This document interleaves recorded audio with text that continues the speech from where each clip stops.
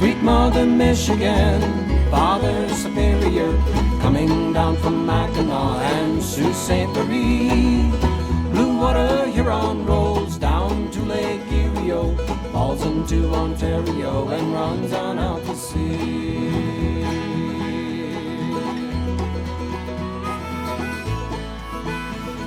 The Great Lakes are... You have come upon the Great Lakes Guys podcast. The podcast features not only the history, geography, and geology of the land, waters, and people of the Great Lakes Basin, but as well we interview talented people from around the region who form the innovative cultural web of music, arts, technology, and science of the Great Lakes Basin. And before getting to the podcast interview, we would like to thank Lee Murdoch, the Great Lakes balladeer, who allowed us to use his recording of the song, The Great Lakes Song. The Great Lakes Song was originally composed by Pat Daly, another prominent balladeer of the Great Lakes. Today we are beginning a series of podcast interviews on the history of the Willow Run Bomber Plant, situated near Ypsilanti, Michigan. Those persons not familiar with the Willow Run Bomber Plant may wonder, what is the big deal with a bomber manufacturing facility? What is the connection of this plant to all things Great Lakes? Well, let me tell you, this plant was one of the most significant manufacturing and technological efforts in all of such efforts associated with World War II. The story of the plant intertwines the drama of the Ford family, the political intrigue of the pre-war preparations for war, the Herculean effort to ramp up a manufacturing task that many considered impossible, including the Germans.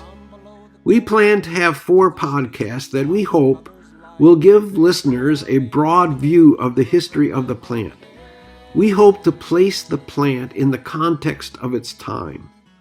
And we hope to leave listeners with a feeling of pride over the unique effort extended to create this plant in the Great Lakes region during World War II.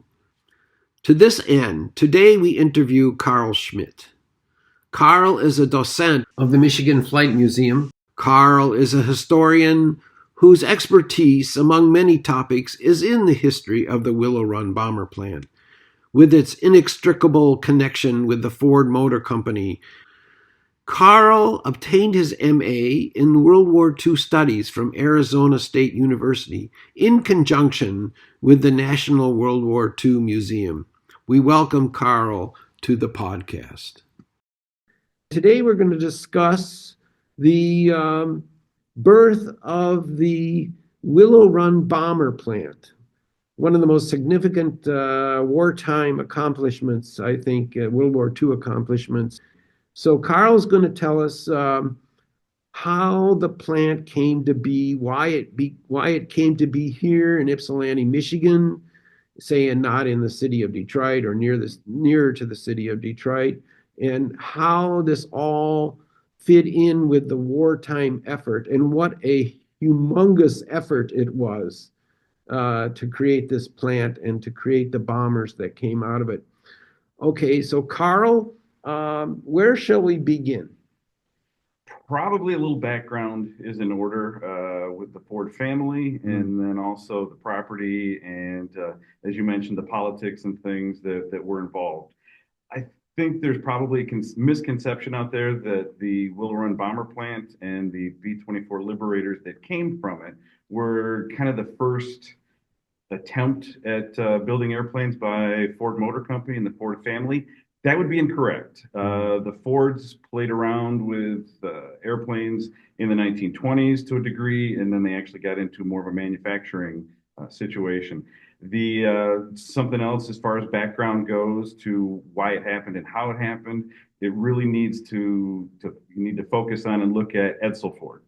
Edsel, being Henry's only son, was when at the outbreak of World War I, Edsel was about, I want to make sure I get it right, he was about 23, 24, and he was already working at the company. But unfortunately for him, his father made a very public statement, many statements about Edsel not going to be drafted. It was not going to happen as far as Henry was concerned. He said, my son is not going to go off to fight. Even a few years before that, Henry came out to the world as a very strong pacifist. During the early stages of World War I, before the United States was involved, so about 1915, Henry made a very public splash. He chartered a boat, and several of his executive friends and other people sailed over to Europe in an attempt to stop World War I. It was very unsuccessful. The Allies didn't care. There was a war to be fought. There were men out on the field, and the ideas or the thoughts of a millionaire from the United States didn't really seem to matter. No one cared. So after that unsuccessful attempt, he was ridiculed quite a lot in the press about how he was going to be a savior, how he was going to end the war. That didn't happen in 1915, so fast forward to April of 1917 when the United States does declare war on the Axis powers because of the unlimited submarine warfare. There was also the Zimmerman letter where a Mexican ambassador received a letter from a German envoy about how the German Axis powers were willing to give back the southern part of the United States if Mexico helped win the war. There were a number of things. The Lusitania also happened in 1915, and there was a large public outcry for that. So that kind of sets the stage. Henry Ford comes out and says that he will hire a army of lawyers to keep his son Edsel from being drafted, keep him out of the war. But how did Henry Ford think he was going to go over there and stop the war with just going over to Europe and talking to people? He just felt that the power of what he kind of thought of as common sense or a public outcry. He even paid money to have articles and quotes and things published in pamphlet form, put in newspapers about the religious aspects of how war was wrong, killing our fellow man. He really thought that, again, making public statements to tell them how foolish they were for fighting, he thought that was going to make a difference. Mm-hmm. And again, by 1915, the war was pretty well on, and the powers were pretty much entrenched, fighting what turned out to be a very bloody war. Oh, yeah. So the public saw Henry Ford talking and were very aware of him, obviously, as a self-made, by that point, probably billionaire in the country. And it embarrassed Edsel. It really, really set him back. He didn't necessarily want to go any more than anyone else, but it also he felt it made him look bad. He was a rich, entitled young man, but he wasn't going to be doing what the guy next to him was, the regular American. He wasn't going to be going and fighting, even though he wanted to contribute. So at that point in 1917, the idea was either work or fight.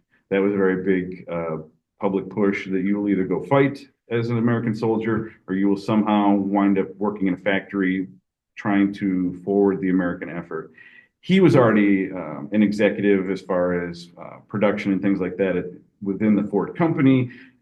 And reality is he wouldn't have been doing anything better in the trench versus what he could do at the home front as far as mobilizing Ford and other companies to produce things for the war.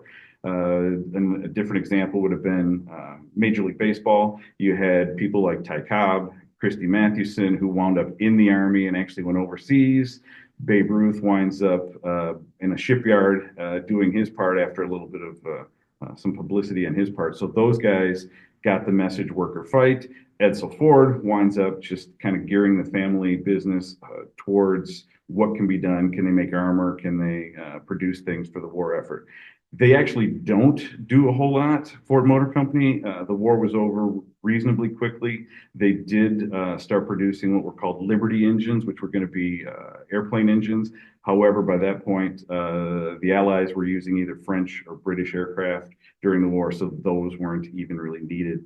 But many people, researchers, biographers, felt that that experience for Edsel kind of scarred him, that he was in the public eye and had his dad behind him saying what, as an adult, what he was and wasn't going to do. Do you think his formal education, had anything to do with this split between him and his father over this issue? There was the relationship between Henry and Edsel over the years it's a very intense one. It's a very interesting one. At times, they are almost inseparable. They are of the same mind with a lot of things, but then also there are severe deviances where Edsel wants to go in one direction with the company, Henry wants to go in a different direction. That's part of it, and they seem to get through those pretty well in the early years prior to World War II. They disagreed, but Dad usually won out. But Edsel still tried to have a say in the company, and he tried to help steer the company.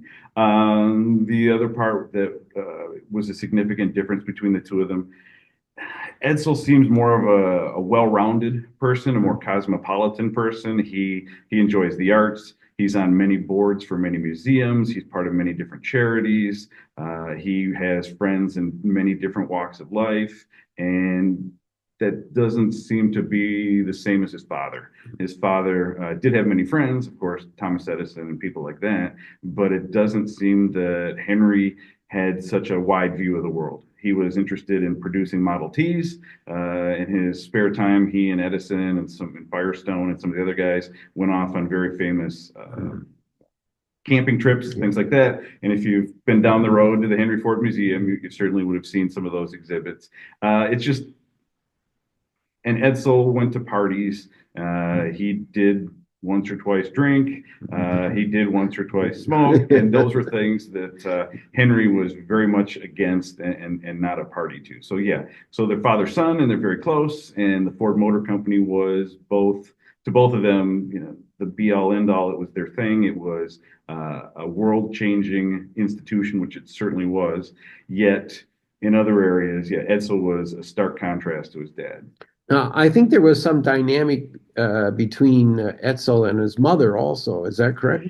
People did say that Edsel was more like his mother, which kind of painted him as more sensitive, maybe a little bit softer, more, I don't want to say an easy touch, but he had more sympathies and things like that to the common folk. And again, he was on many, many charity boards and did try to look out for other people that maybe was not the same focus as Henry.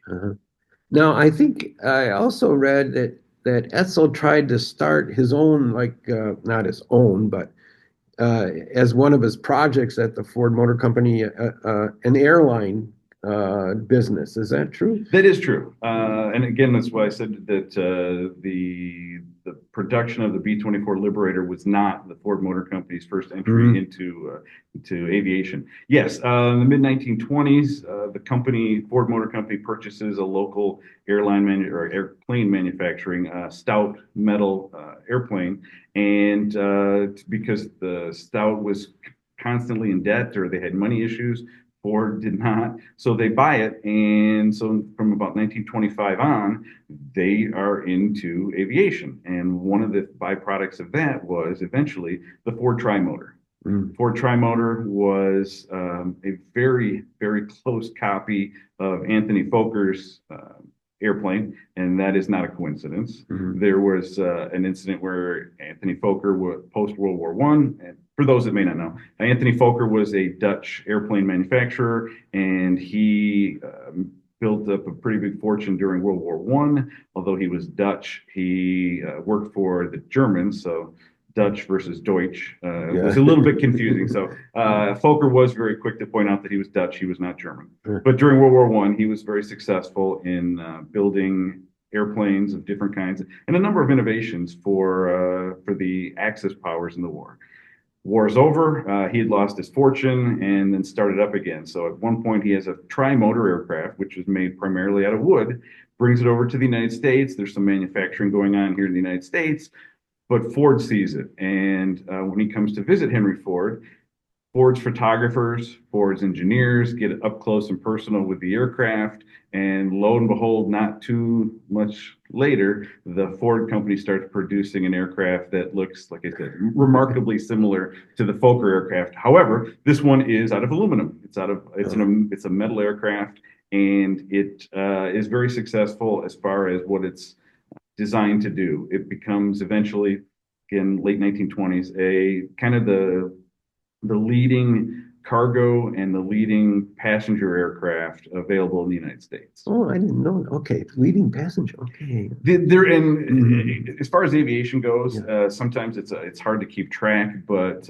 post Wright brothers, there's a huge scramble across the country and across the world, competing airplanes, and it's like Orville and Wilbur kicked off like a thing of dominoes, and then everybody jumps in, and planes are coming left and right, all kinds of innovations. But the trimotor was pretty unique in that it was all metal. That was there. Then there were other smaller manufacturers that had been doing it, but as far as a mass-produced, successful airplane that was all metal, the trimotor was leading the charge. Now, did the Ford Motor Company ever consult with the Wright brothers on the aircraft? That is a great question, and I don't know exactly. I won't say yes because I don't know. Orville dies in 1912. Excuse me, Wilbur.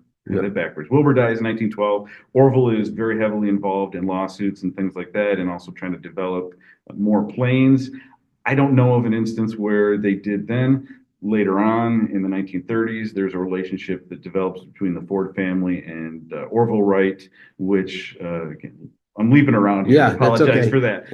That's how the Wright Cycle Shop and the Wright family home winds up at Greenfield Village. Yeah, because of the relationship that the Motor Fords had with the Wrights. We should probably explain because some in the audience may not know about Greenfield Village. Yes. Greenfield Village was Henry Ford's attempt to kind of have a bookmark in time. He went around the country, his people went around the country buying old buildings and then having them disassembled and moved to an area in Dearborn that became what is still today a kind of a museum outdoors of full buildings and things. There's a number of historic buildings. Thomas Edison's laboratory from Menlo Park, New Jersey is there. There's also the Logan County Courthouse, which was a courthouse where Abraham Lincoln, practiced when he was a lawyer riding the circuit. So yes, that was actually kind of a start of it that at Greenfield Village, Henry Ford wanted to preserve history. One of the many ironies of Henry Ford is that he was modernizing the world with his automobile and his airplanes and things like that, yet he also very much did not like the changing of times. He wanted things to stay the way they were. He liked things being done the old-fashioned way. So we could probably talk for days about Henry Ford and all of his eccentricities. And didn't Ford also build an airport right next to Greenfield Village? Those all kind of came at the same time, 1925, 26, 27, right in there. He buys the airplane company. They they build a factory right there on the property. They build a very, very fancy, very well done private airport. They are often given credit for having the first cement runway in an airport. Prior to that, it was mostly grass or field runways. The Ford Airport, as it became known, was the one to have the first cement runway. Oh, I didn't know that either. That's good. But now there's a test track there. Yes. All of that. The Dearborn Inn, which is right across the road, was actually a hotel that was going to service passengers in and out and pilots and things like that. Yes, the airport is not so much an airport anymore. It's a test track. And then some of the buildings that were used to build the trimotors have now, I believe they're still there, but those are now different parts of the automobile company, experimental buildings and things like that. But a lot of what happened in the 20s affected Dearborn, and it affected aviation and things like that. Now, did they try to build these early aircraft in a production line type manner, or was it more one at a time? It's more one at a time. What we're going to find when Willow Run Plant is up and running and is being conceived is, yes, the key is going to be a more automobile type production. But as far as the trimotor, they hadn't gotten to that yet. Yeah. They were still trying to work out the bugs and things. They end up producing in about 3 years 199 trimotors, and it was very successful. Ford also dipped their toes into mail delivery. They wind up with those airplanes flying the mail from Detroit to Chicago, and I believe also Detroit to Cleveland.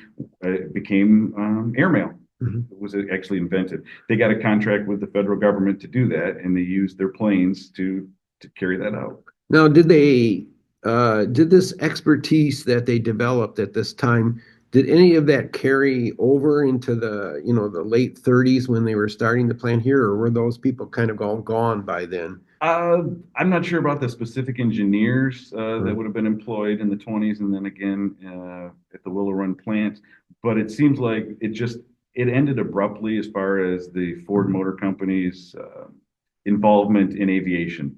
And researchers, historians kind of point to three different things.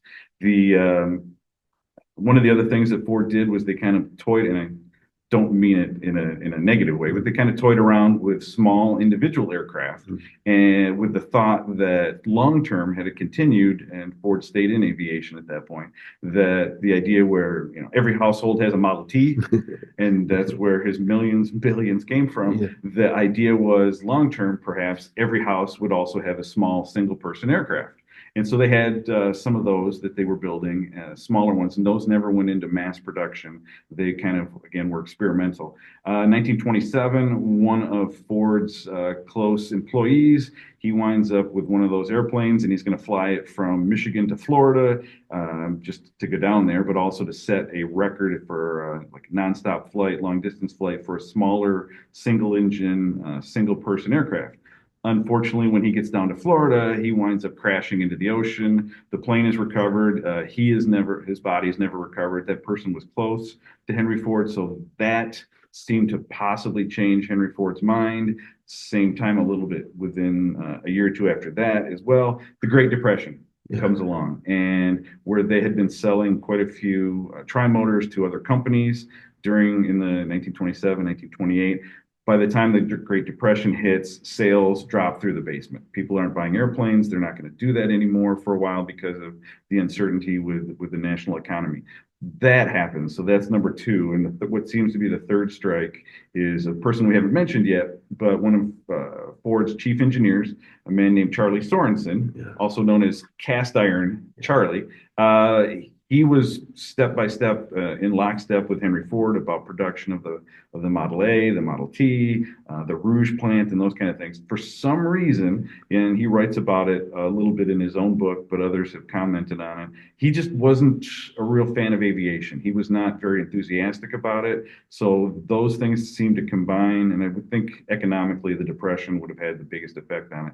But Ford stops building trimotors, and for a while they just kind of put a bookmark in it and set it aside. That Ford Aviation just no longer is a thing. They don't focus on it, and they stop building airplanes. So let me be clear about the tri-motor. So that would be one motor on each wing and then a motor on the front? Absolutely. Yeah. That's what it was called the Tin Goose. It was nicknamed with the Tin Goose. And it is been referred to by some people that I know of as kind of an aluminum can with engines on it. As a side note and a shameless plug, we here at the Michigan Flight Museum, we actually have our own Ford Trimotor. Oh. It is flight worthy. It is in our hangar. They're working on some of the brakes have sometimes been a little bit of an issue, and there's been some other things, but within the next several months, we're actually hoping to have it up and flying again. And it's going to be available for people to purchase rides. Like I said, shameless plug. But yeah, we own number 42. It was the 42nd tri-motor ever made. It's an interesting bird. It can hold about 12 people, and the interior usually has, each one is a little bit different, but it has wicker seats. It has like almost like a wallpaper on the side. Some of the other tri-motors that were in existence kind of almost had, I don't want to say a chandelier, but it had like very ornate lights on the side. So it was sometimes used as a cargo plane in different versions, but also it was kind of an upscale passenger aircraft for people to be in. So yes, that was its main thing. Tri-motor, it's 3 engines for the one plane. Yeah. It must have been kind of cold and noisy in there, though. It is. It is a noisy aircraft, and although I've never flown in one, and I have been in ours, and I've been in some of the other ones. Another note is that, like traditional airplanes, the fuel tanks are in the wings. Yeah. In the tri-motor, it's an overhead wing, so in essence, the fuel tank is over the heads of the passenger. And that can be a little disconcerting. Yes. I see. Okay, so maybe So let me. Yeah. I will go on. So that gets you into the early 30s, 1930s yep. with the Ford Motor Company. Yeah. As far as aviation, along that same time, Henry Ford had continued his habit. He was the son of a farmer and the grandson of a farmer. So farming to him then, as for the rest of his life, was very important. He purchased a number of small farms in southeastern Michigan. And one of the farms he bought was in 1931. He purchases 1,700 acres, about 1,700 acres, out in what is now the area of Belleville, east of Ypsilanti. So for 10 years, about 1931 into 1941, that farm, it was a working farm. It had a few different reasons to exist. It had a few purposes. And one of them was the Ford company would bring out young males, either disadvantaged youths, orphans, or even just other kids. They'd bring them out to that farm for the summer and teach them how to farm, how to plant crops, rotate crops, drive the tractors, those kind of things. That really sets the stage for where Willow Run comes to. So they're doing that for about 10 years out there. And Henry Ford would come out and just walk the land. Loved, having his hands in the dirt and all those kind of very Americana type things. That is part of what eventually becomes Willow Run. But isn't there some kind of, I don't know, say, Ford, one of the reasons that he didn't want to stay a farmer is because he thought the work was kind of drudgery, right? But he still had this connection with the soil, right? Yeah, he did. He was restless, and the thing that's been pointed out over and over, he liked to work with his hands, but as far as creating and tinkering is the word that usually comes up. So while farming was in his blood, and he realized the backbone of America, it was again another one of the dichotomies of him. Yeah. He loved farms. He bought little farms here and there across the area. He bought the really big farm. He also seemed to be very much at home in a loud, deafening factory that smelled of oil and gas and all kinds of things. So he was both. The property out here at Willow Run was just another purchase for him, and they used it they often planted, I believe soybeans was his favorite crop anyway, and what could be done with a soybean. But it was primarily a soybean farm. 20 minutes, but that's our travel time now. Half hour outside of Detroit and Dearborn.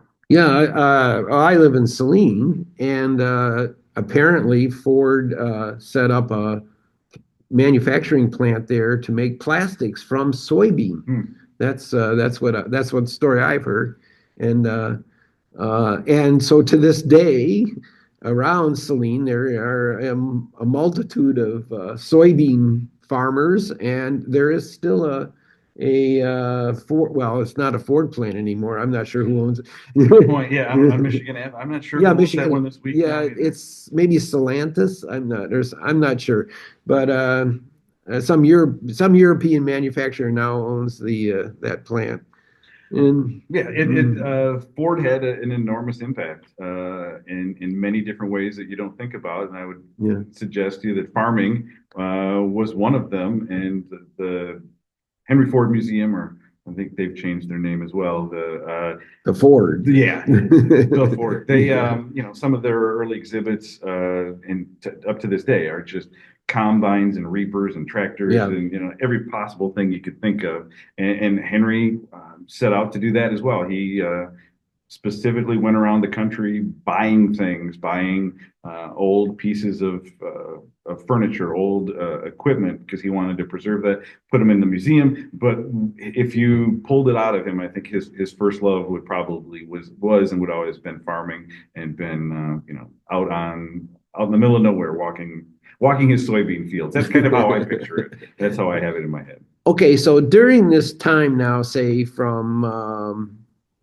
the late 20s into the mid 30s, we still have Etzel Ford. So he must be, he's maturing. He's this upstanding person in the Detroit area, and but it seems that Henry Ford himself was kind of more withdrawing from sort of the cultural world and the. Is that true or not? I would say, yeah, that we do find that as he grows older, Henry becomes a little more eccentric Yeah. and a little more withdrawn. I, now, I want to say 1919, 1920, Yeah. right after World War One, Edsel is given the company. Essentially, you're the Oh. president, you're in charge. Yet, in spite of that, Dad is always over his shoulder. There was a struggle with them about trying to diversify their cars. We're going to try different things. We're going to try different models, different things. And it did happen, but it's important to keep in mind that Henry's standing behind Edsel saying, we're just going to make we're going to make the Model T, and we're going to make, like, the old saying was, you can have any color you want as long as it's black. Yeah. That type of thing seemed to be the mentality of Henry Ford, and Edsel kind of chafed under that. He wanted to race. He was into yachts, boating. His house over, I believe, in the Points. Yeah, Grosse Pointe. He had a yacht tied up there. He traveled the world and wanted to do different things, and that's kind of where father and son parted ways, slowly. But again, still, it was said even on his deathbed that Edsel just worshipped his father. It's just, unfortunately, they had some very different ideas about eventually World War II and the direction that the motor company should go. Okay, and so maybe this is a little early to bring it up, but so when does Harry Bennett start coming into the picture here and that story? Yeah, Harry Bennett is also a very controversial figure. Depending on which author you read, you get an idea of kind of a brawling thug, but then also a different author will come back and say that he was Henry's closest confidant, and early 1920s, they bump into each other in New York City. It was kind of a very odd meeting between Henry and Harry. And eventually, Henry invites him to come back to Michigan. I'll give you a job. And again, through the 20s and into the 30s, what became known as the Ford Service or Ford Force. Harry Bennett is behind it, and he just kind of becomes a fixer for Henry. If you need something done, tell him. Well, Henry would tell him, and it just kind of gets done. But part of his reputation stems from the fact that he had a number of connections, a number of relationships, kind of in the local Detroit underworld.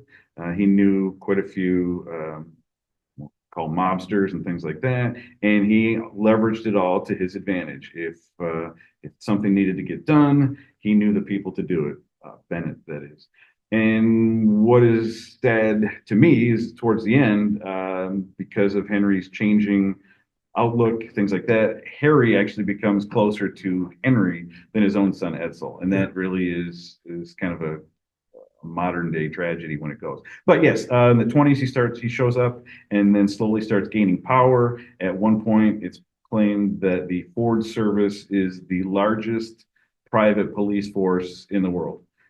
Strikes and things happen. There's issues in any of the factories. They send in their own force. Bennett winds up, even though he's not really on the payroll, he winds up with building what was called the castle in Ann Arbor, where he was from, and his power just seems to be limitless within the Ford organization. And at a couple of different points, Henry comes out and says, "You report directly to me. I'm the only one that can fire you. You work at my pleasure." Which, again, that kind of power is pretty limitless in an organization like that. So he's around. Yeah, he is in the background from the 20s on. I think that Bennett House still on the Huron River? That is my understanding. The castle is supposed to be out there. I've never been there or been by it, which I kind of kick myself now. But I would like to go see it. Yeah, it's supposed to be an enormous castle. Had any number of like things on the inside, like shooting ranges and a bowling alley and theaters. I mean, just very, very odd for the 1920s and 30s. It's also supposed to have tunnels, like escape tunnels coming out of it. Some of these might be legends and some might actually be factual. I don't know. And I'd love to know who owns it right now. Yeah. Who lives there. That would be fascinating too. There's a Ford cabin up in Tawas, Michigan. on the Lake Huron, just north of town. And supposedly, there's a cement walk in the back, into the back of the house. And on that sidewalk are two initials scratched into the two sets of initials scratched into the cement. I guess when they poured it, and one is allegedly supposed to be Harry Bennett's initials, and the other one is his girlfriend. Okay. That's the legend. Okay. That is interesting. Yeah, that would be fun to pull that apart and find out the stories, and if you could actually run that down and prove it. That's interesting. Yeah. Bennett is just kind of in one hand, he's behind the scenes, kind of in the shadows, but on the other hand, his influence over Ford, both the person and the company, is enormous. After he was gone, there were many, many people that said, they were terrified of him. They didn't want anything to do with him. He was known to carry a gun. He also kind of apparently stoked some of Henry's paranoia by suggesting that Edsel's wife or any of their kids might be kidnapped at any moment. So he needed to kind of beef up and have security, and everything needed to come through him. We also kind of feel that at the end, Bennett figured he was going to wind up being president of the company eventually, because of his relationship and his manipulation of Henry. That doesn't happen, but that's really getting ahead of ourselves. Yeah. Okay, so what year are we now? We're what, a couple years before the war, before 1939. They say 1937 or something. Yeah, I would say the story kind of picks up in 39. The September of 39. The world is now aware of the war. You can kind of make a strong case with Hitler gobbling up other countries in Europe before that, and then what the Imperial Japanese are doing in Asia. That World War II actually starts a couple of years before that, what they're doing in China and what they're doing in Korea. But officially, yes, World War II ramps up when Hitler and Stalin invade Poland, and we're off and running. Mm-hmm. The initial reaction is going to be that Henry Ford, again, goes back to kind of his roots. He wants nothing to do with the war. He wants to stay out of it as far as a country, and stay out of it as far as the motor company goes. He was, even a couple of years before that, he was approached by Charles Lindbergh about the America First program, which everybody saw. I mean, the start of World War II is like the worst kept secret ever. The world was heading that way for many, many years. And so even before the fighting starts, some Americans wanted to make it known to the federal government that we didn't want anything to do with it. That's Europe's war. And Henry Ford was briefly a member of the America First group headed by Lindbergh and some other ones. He eventually kind of gets uncomfortable, a little squeamish, and drops out. But overall, he still supports the idea that the United States should stay neutral in every facet. We're just not going to have anything to do with what's going on over there. Mm-hmm. And even before that, if you have a working knowledge of the politics of the time, Henry Ford and Franklin Roosevelt were polar opposites. They did not get along. Henry Ford was very offended by the New Deal. The New Deal is going to come in and change society during the Depression, and Henry Ford wanted, again, nothing to do with that either. The federal government is telling us what to do. Now we're doing things like Social Security and price controls and all those types of government control.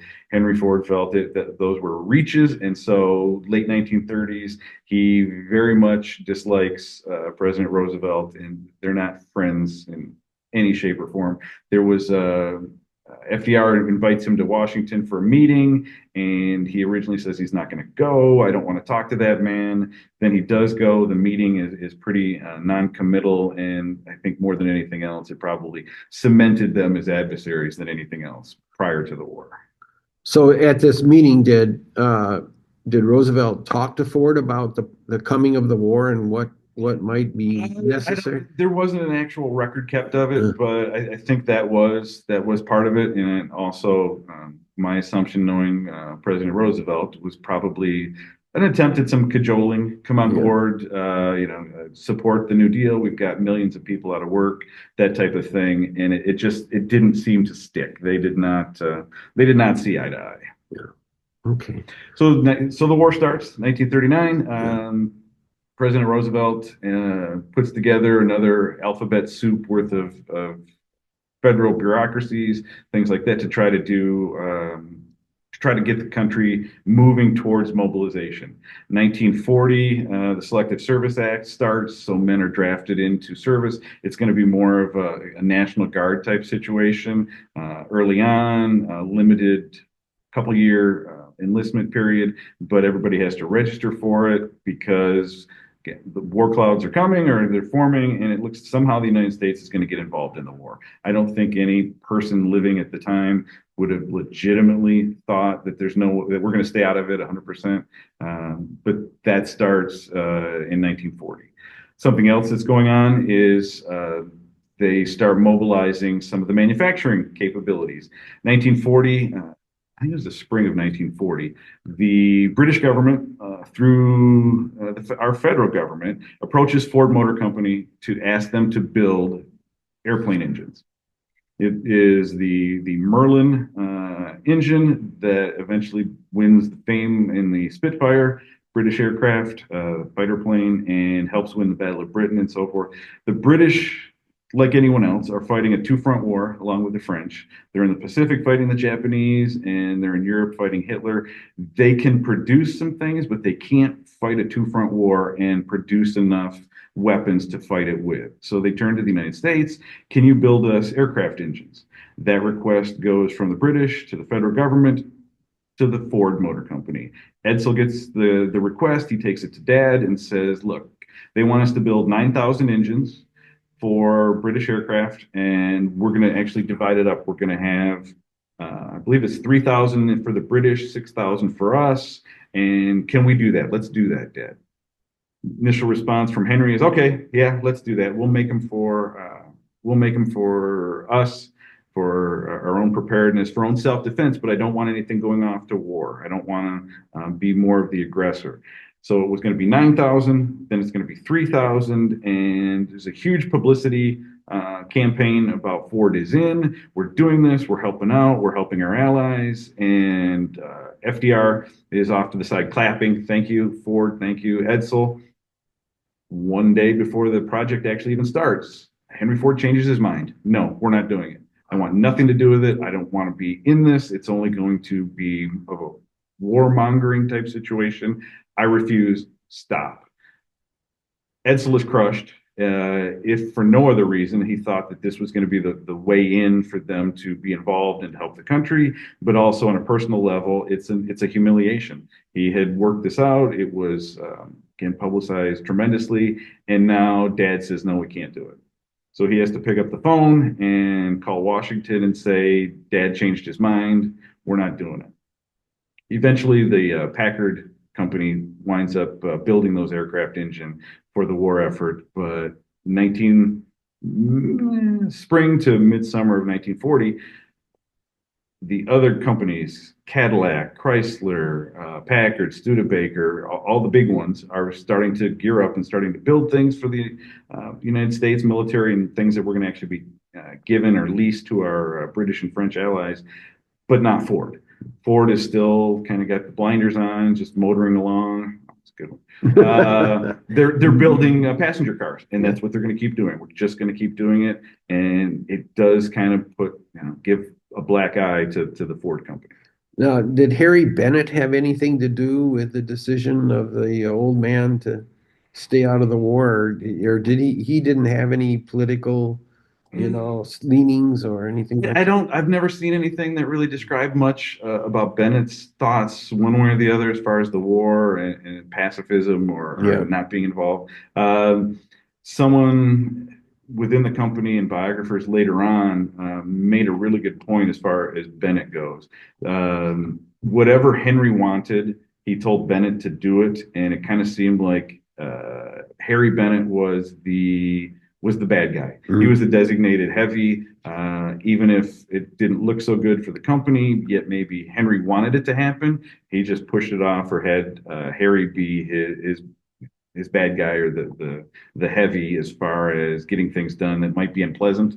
So that I said earlier that he's controversial. Some people claim that he was he was the criminal element to the whole thing. Yeah. Others have said all he was doing was carrying out Henry's orders. Yeah. And so he was the paid bad guy.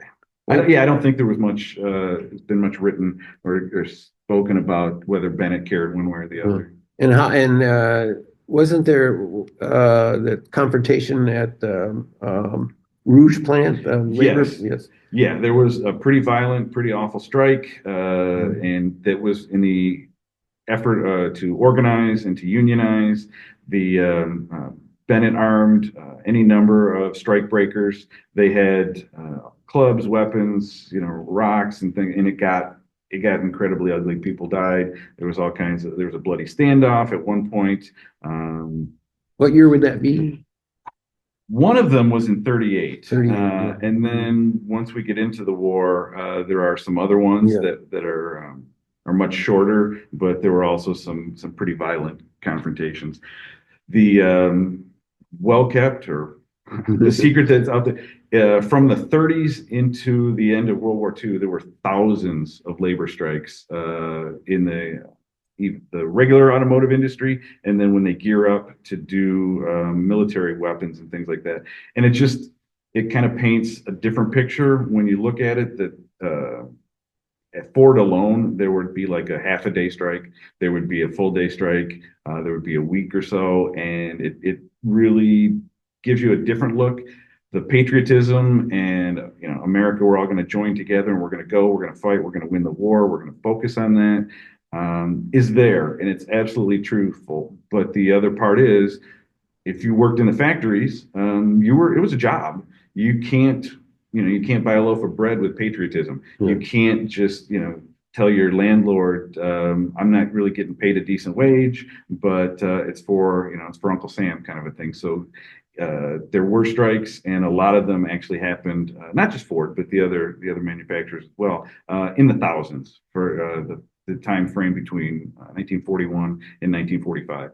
And the majority of them actually were more of an effort to get the workers' causes and grievances and things in front of a labor relations board.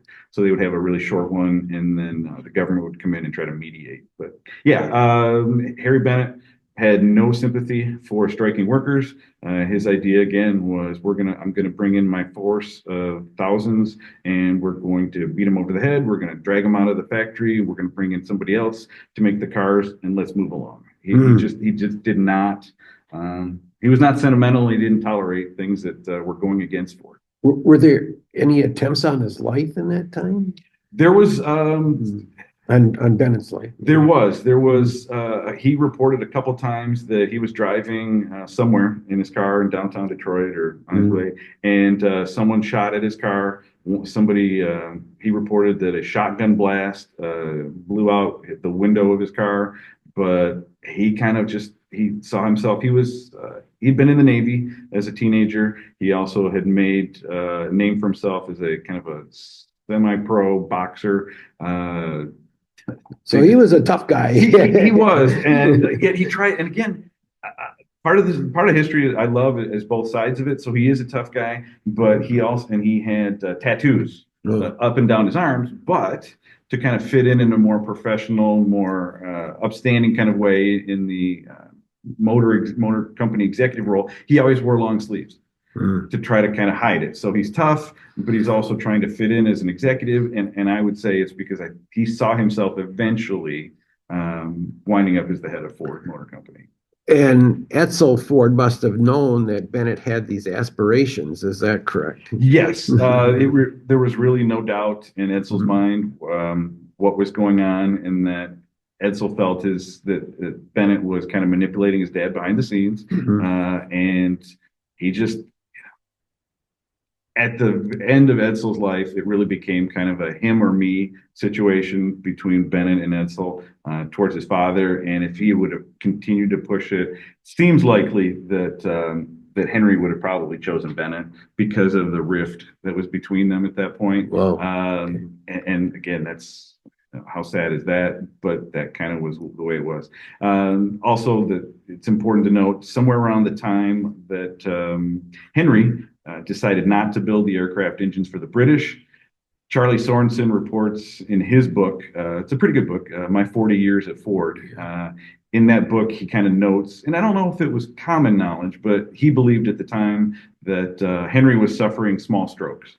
And it was kind of changing some of his points of views, changing his personality a little bit. And then also by that point in the war, in the early to 40s and so on, Henry's probably showing some signs of dementia. Yeah. He occasionally would call for, in his office, he'd call for somebody, an engineer, a designer, somebody who hadn't been there in 20 years. He was seen talking to himself and things like that. So again, a lot of balls up in the air and a lot of things are happening all at the same time, including whatever changes Henry was going through. So I think we should talk about this Mr. Sorensen, because he's supposedly this manufacturing genius, right? Yes. And he made this. So he's very instrumental in getting the bomber plant going. So I guess what we need the story is, okay, how did that bomber plant finally get going, and what was Sorensen's role in doing that? After the debacle with the engines not being produced, it's kind of quiet as far as Ford is concerned. There is a rumor circulating. There's no real source for the rumor, but there's a rumor circulating that the Roosevelt administration is frustrated with Ford not participating, not being available, or not being willing to jump in and start manufacturing things for the war effort. So from summer into December, the talk is that the federal government is going to nationalize Ford Motor Company. They're going to use their War Powers Act, executive orders, whatever it takes. They're going to come in and literally physically take over the plant, push the Ford family out, and then just take it and run with it. And as a matter of fact, that did cause one pretty heated argument between Edsel and Henry. Edsel was explaining this to his father, and in disgust or in anger, Henry throws up his hands and says, "Well, then the government now has a motor company. They can do whatever they want." And he kind of storms off. Edsel comes back and kind of works on his dad a little bit more, and slowly kind of wears him down. End of December it was actually December 29th, 1940, President Roosevelt comes on the radio and makes his now very famous Arsenal of Democracy speech. The United States we're not sending our boys overseas. However, we have friends over there, and they're fighting for democracy against the fascists. So we're going to harness the manufacturing might of the United States, and we are going to build things for them. We're going to prepare ourselves for war, but we're also going to build things for our allies. That is the end of 1940. The next week, or 2 weeks after that, Edsel Ford, Charlie Sorensen, Henry Ford II, his son, Edsel's son, and also Benson, his son. The four of them, along with a team of engineers and some other people, go out to California. And part of this also is spurred on. There's a story that Jimmy Doolittle, at the time, he was in the interwar years, he was a famous racer, planes, cars, all kinds of things, and he had built up a name and a reputation. Doolittle calls Edsel and tries to get to Henry, saying, "Look, help us out. Will you do this? Will you start building airplanes?" That kind of resonates a little bit more, I guess, than some other things. Before that, another fellow we should talk about, William Knudsen, winds up. He also calls Henry Ford, asking to make some things for the war effort. Henry says, absolutely not. For whatever reason, the call from Knudsen pushes him away from it, and he says no. Doolittle kind of makes a little more inroads through Edsel and through these conversations. We should mention who Knudsen is, really. Yeah, absolutely. William Knudsen. He actually started out as a Ford employee. He actually he was a Dutch immigrant, and he winds up in the state of New York. He works for different companies, manufacturing companies. For a while, he was with one that built bicycles, of all things, in the Buffalo area. And then he's a rising star. He's a production genius. His ideas, his encouragement, his things can turn small companies into larger ones. And when if you're making 100 cars a day, Knudsen has the magic wand somehow mysteriously, and then he can up production through the roof. He winds up in the teens working for Henry Ford for about a 10-year span. Then there's kind of, I wouldn't say a rift, but he gets a better job offer. He winds up eventually at General Motors.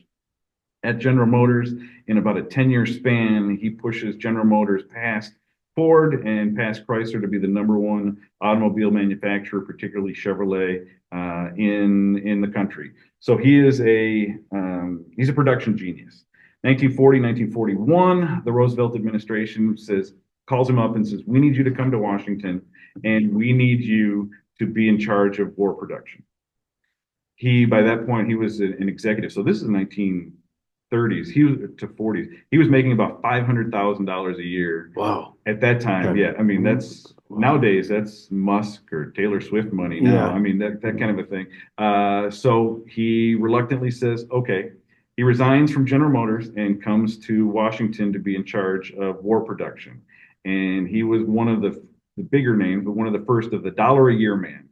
Federal government recruits a number of executives like himself, and they pay him $1 a year to come to Washington and kind of handle this mobilization and the ramping up of all that.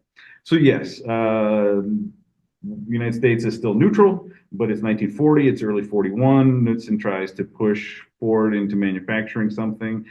Ford absolutely says no. Now we get to the end of December 40 and January 41.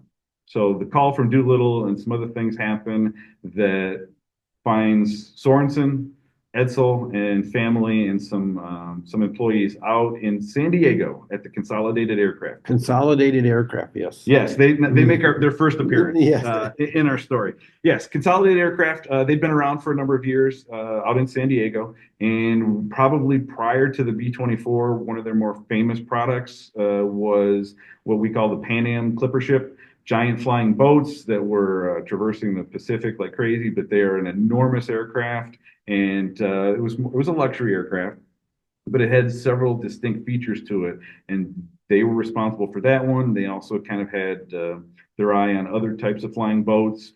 We find in World War II that another one of their famous products is the PBY Catalina, which is, again, a large flying boat, essentially, that was invaluable during the Pacific War. But they only made one at a time, is that right? That is the issue, and that is what was appalling to Edsel and Sorensen when they go out there.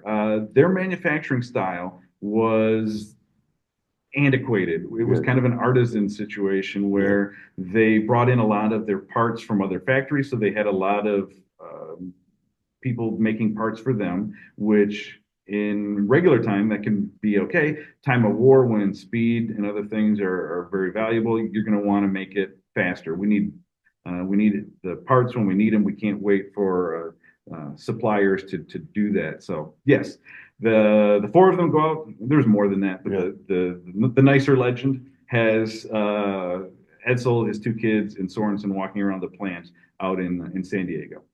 The original idea, and Consolidated was behind this, and they were for it to a degree. The original idea was that Ford Motor Company would stamp out and otherwise produce individual pieces for the Liberator and then ship them out to San Diego. Oh, wait, we have to mention why the Liberator, what the Liberator was, because we have no.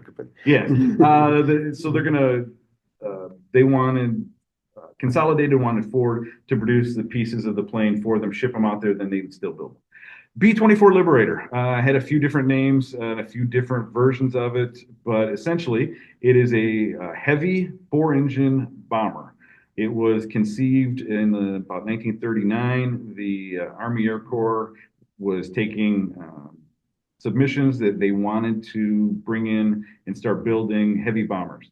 1935, 1936, and then we also add in the Spanish Civil War. The idea was that airplane manufacturing, specifically to military specs. They weren't quite sure what they were going to do. In the Spanish Civil War, there were a number of German and other produced medium range planes that were used extensively, and the Germans wind up doing a lot of experimenting in somebody else's war.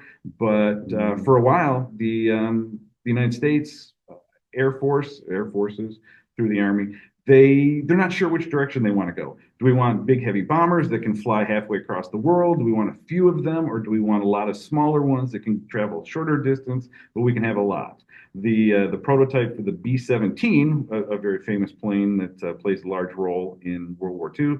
At one point, the Army was about to cancel that program. They said, no, we're not really interested in these larger planes. We don't think we're going to need them. So the 17 was on the chopping block for a little while. And then someone kind of changed course on it. So the B-17 through Boeing winds up being delivered and developed. And shortly after that, the Consolidated comes up with the B-24. Mm-hmm. It was an enormous plane, had a wingspan of about 110 feet, and the fuselage from nose to tail is about 66 feet. As I mentioned, four very powerful 1,200 horsepower engines each. Pratt Whitney, the double wasp, which is again a very powerful engine that when you put four of them together for that large of an airplane, it makes quite a racket. Yeah. But and the 24 is an incredibly complex airplane. When World War II is going on, up until the development of another plane, we'll talk about later, but the B-24 Liberator was able to carry the most weight in bombs. It was able to travel the fastest, and it actually had the longest range. Mm. The downside to that was the wing to support all of that was called the Davis wing, and it was a thicker wing to support the fuel tanks to get you that long range. Pilots then and even some later will tell you that it was a very difficult airplane to fly. It was physically exhausting and was tough to fly. That's the trade-off. It can fly farther than a B-17, but the proponents and the fans of the B-17 will tell you that 17 was a better aircraft. In the warbird community, a group that are very devoted, loyal people. Most people have their favorite plane and what they really like. There's usually the B-24 people and the B-17 people, and there's not a lot of room in between. But Consolidated builds this plane. They have the idea that out in San Diego, they would bring all the parts that they brought in from other places. They produced some of them to a pile, essentially, outside, and then their people, their manufacturers, their electricians, their mechanics would build that one plane from that pile of parts. Once that plane was done, they'd go over to the next pile and they would build that plane and so forth. There are many stories about the early Consolidated B-24s that were built that say inside the aircraft, the wiring, as an example, would be different depending on which electrician was working what day. And because of how it was also made, there were not a lot of, there was too much wiggle room, let's say, with the parts. So they would be into the corner of the plane, and then somebody's going to have to kind of right then and there build something in particular to get that plane finished and to move on.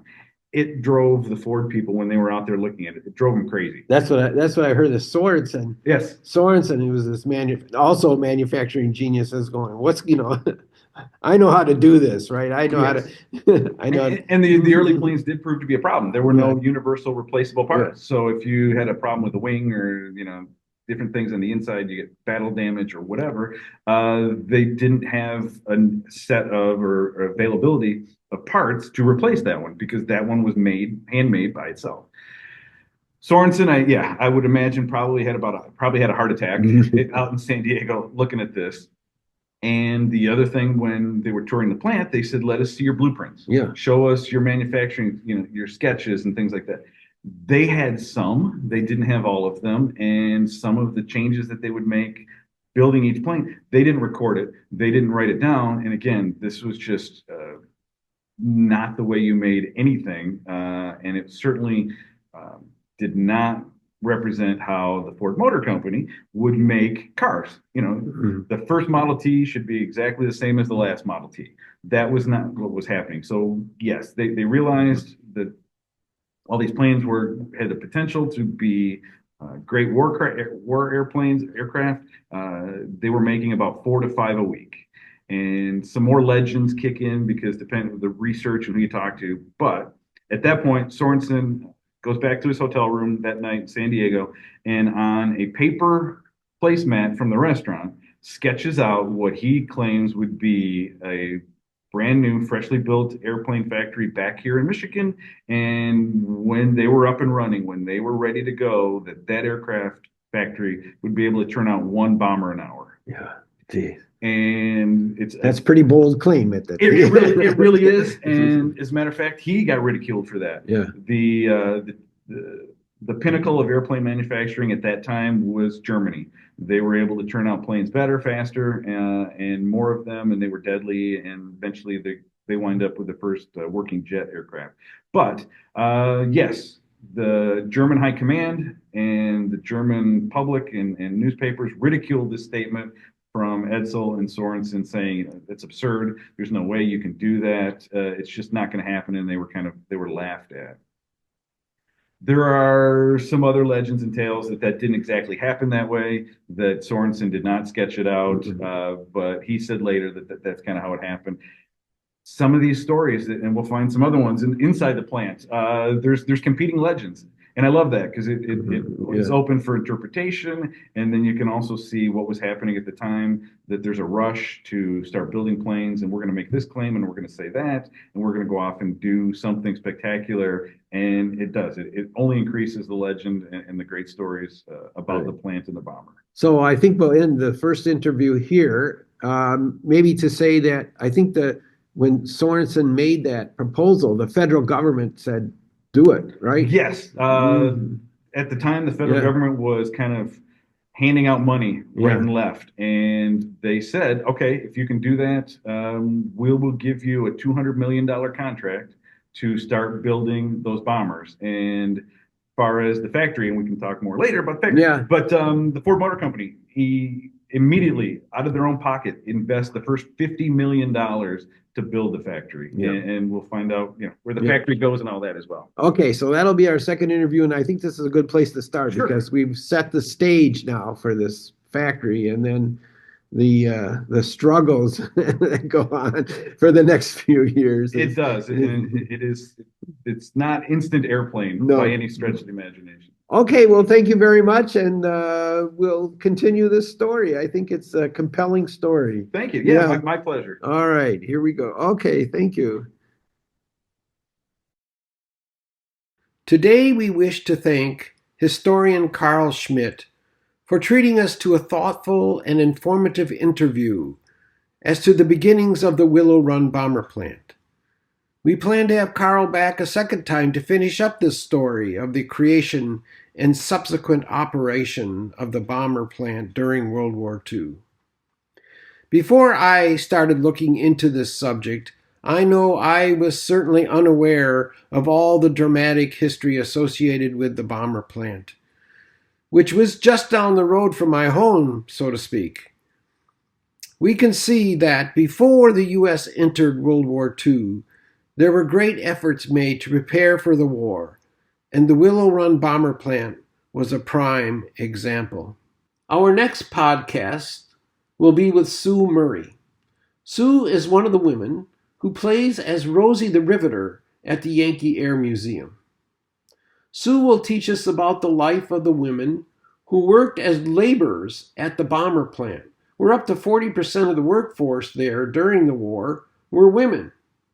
She will also tell us about the women who were at home, trying to keep the home and family together, while their husbands and fathers were away at war.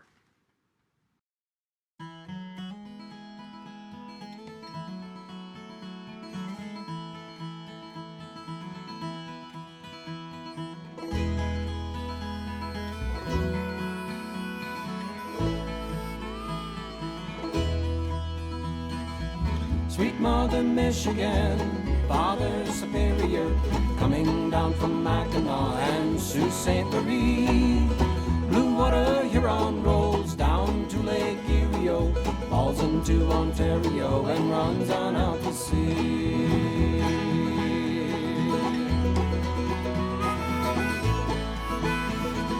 Great Lakes are a diamond on the hand of North America, a bright shining jewel on the friendship border ring. It's a freshwater highway coming down from Canada, and all along the coastline you can hear the people sing. Sweet Mother Michigan, Father Superior, coming down from